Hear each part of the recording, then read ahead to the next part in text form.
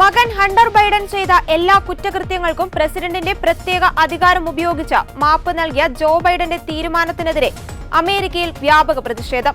നിയുക്ത president Donald Trump അതിരൂക്ഷ വിമർശനമാണ് ബൈഡനെതിരെ നടത്തിയത്. നിയമം സംരക്ഷിക്കേണ്ട പ്രസിഡന്റ് തന്നെ നിയമത്തെ ദുരുപയോഗം ചെയ്യുകയാണെന്നാണ് ട്രംപ് പ്രതികരിച്ചത്. ബൈഡൻ മാപ്പ് നൽകിയവരുടെ പട്ടികയിൽ ക്യാപിറ്റോൾ കലാപത്തിലെ പ്രതികളുണ്ടോ എന്നും ട്രംപ് ചോദിച്ചു. ബൈഡൻ ചെയ്തത് നീതി നിഷേധമാണെന്നും ട്രംപ് സമൂഹമാധ്യമത്തിൽ കുറിച്ചു.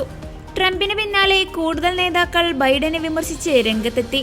മകൻ ഹണ്ടറെ ക്രിമിനൽ കുറ്റങ്ങളിൽ നിന്ന് രക്ഷിക്കാൻ ബൈഡൻ അധികാരം ദുർവിനിയോഗം ചെയ്തെന്ന് റിപ്പബ്ലിക്കൻ നേതാക്കൾ ആരോപിച്ചു.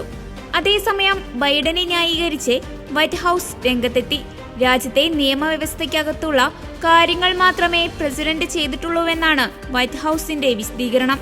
തന്റെ മകനാണെന്ന കാരണത്താൽ ഹണ്ടർ ബൈഡൻ വേട്ടയാടപ്പെടുകയായിരുന്നുവെന്ന് അവകാശപ്പെട്ടുകൊണ്ടാണ് നേരത്തെ ബൈഡൻ മാപ്പ് നൽകാനുള്ള തീരുമാനം പ്രഖ്യാപിച്ചത്.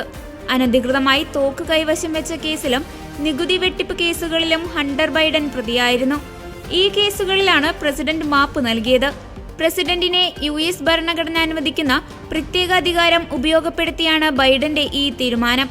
അമേരിക്കൻ പ്രസിഡന്റ് പദവിയിലെത്തുന്നവർ ഈ അധികാരം പലപ്പോഴും ഉപയോഗപ്പെടുത്താറുണ്ട്. 2 ടേമുകളിലായി ബറാക് ഒബാമ 1927 തവണയും ആദ്യ ടേമിൽ ഡൊണാൾഡ് ട്രംപ് 237 തവണയും ഈ അധികാരം ഉപയോഗപ്പെടുത്തിയിട്ടുണ്ട്. ജനുവരി 2014 മുതൽ 2024 വരെയുള്ള കാലയളവിലെ വിവിധ കുറ്റകൃത്യങ്ങൾക്കാണ് ഹണ്ടർ ബൈഡൻ വിചാരണ നേരിടുന്നത്. അനധികൃതമായി തോക്ക് കയ്യിൽ വെച്ചു എന്നതും നികുതി വെട്ടിപ്പുമാണ് പ്രധാന കുറ്റങ്ങൾ. മയക്കുമരുന്നിന് കൂടി അടിമയായിരുന്നു ഹണ്ടർ. ഇക്കൊല്ലം ജൂണിലാണ് ഹണ്ടർ കുറ്റക്കാരനെന്ന് ഫെഡറൽ കോടതി കണ്ടെത്തിയത്. ഇത്രയും കുറ്റങ്ങൾ നേരിടുന്ന മകനെ ഒരിക്കലും മാപ്പ് നൽകില്ലെന്ന് ബൈഡൻ ഉറപ്പ് നൽകിയിരുന്നു.